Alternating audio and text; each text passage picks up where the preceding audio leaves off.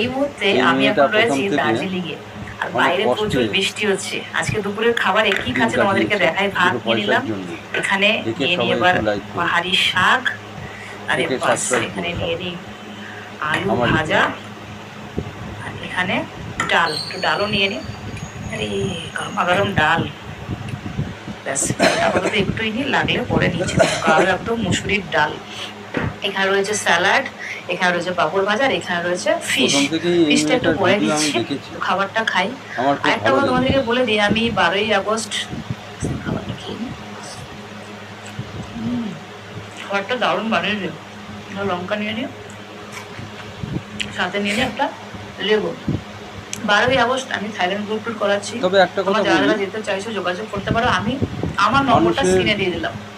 আর অনেকে পেটে না খিদে রাত্রি যখন 2:30, থাকে 3টে, ভোর 5টার সময় ফোন করে, তখন তাদেরকে প্লিজ ছেলেও রিকোয়েস্ট বলুন ওরকম সময় ফোন মেয়েও করবেন না। বলুন